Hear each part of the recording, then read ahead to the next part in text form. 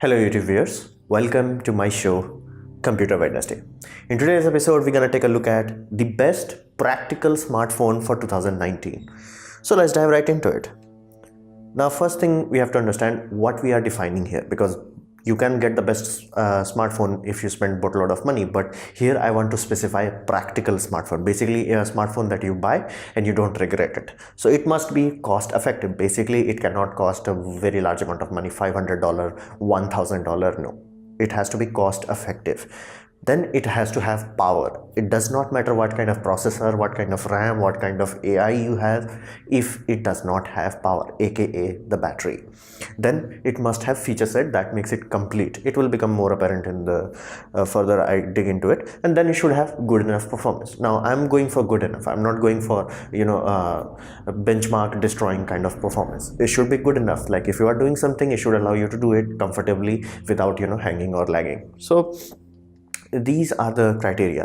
So power, the first thing you have to understand, battery matters. Like I had a phone, Lenovo Vibe P1. This one is a very old phone. I think it's at this point it's upwards of 3 years old, and it was okay kind of phone, but it had 5000 milliamp hour battery.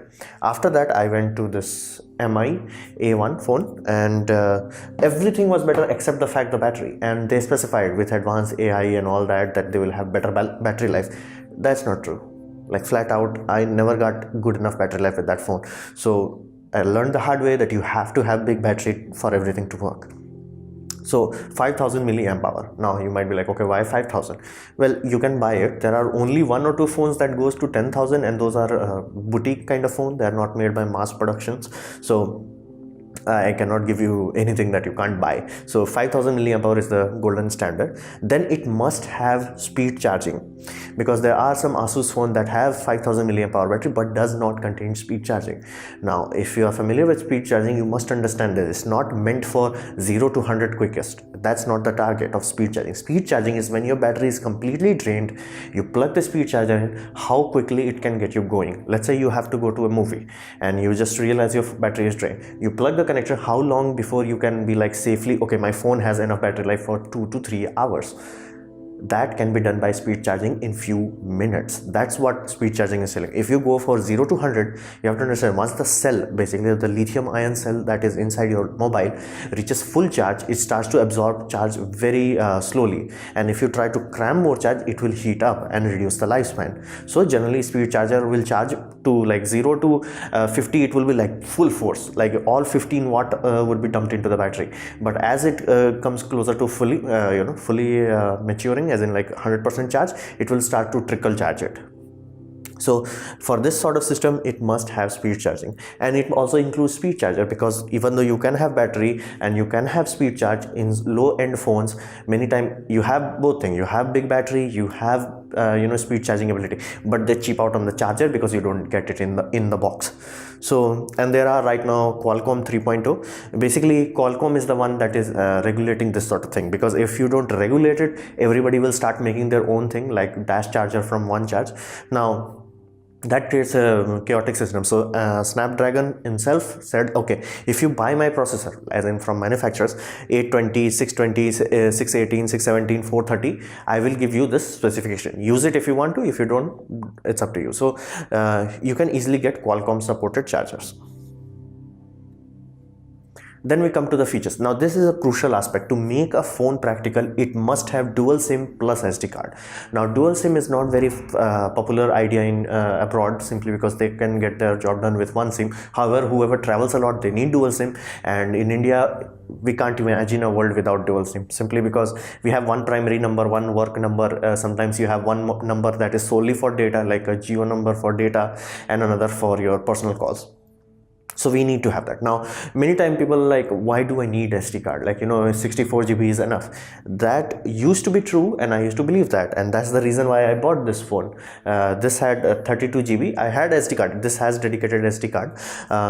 Then I thought, oh, I don't need that kind of data. I learned the hard way that you need, especially if you have Netflix, Amazon Prime, things of that nature, even YouTube. They all allow you to do what we call offline streaming. Now, if you are on any mobile network anywhere on the planet, it's never smooth. So the best way to get smooth, feeling, you download the data. It will take however it takes, and then you watch it comfortably without getting interrupted. So for that reason you need space. And if you download full HD from Netflix, the size is upwards of 2 to 3 GB per episode can be reached, and like you can easily get up to 6 to 700 MB per episode to get good quality in mobile phone. So you need to have this, like flat out. I cannot imagine a world where I go back in terms of storage capacity. Like I need to have bigger storage. Then headphone port, it has to have it. Like please, I am begging phone manufacturers, please don't remove headphone jacks. Then USB-C is a good add-on. Like that was the only thing I liked for the MI system, that they introduced USB-C very early on.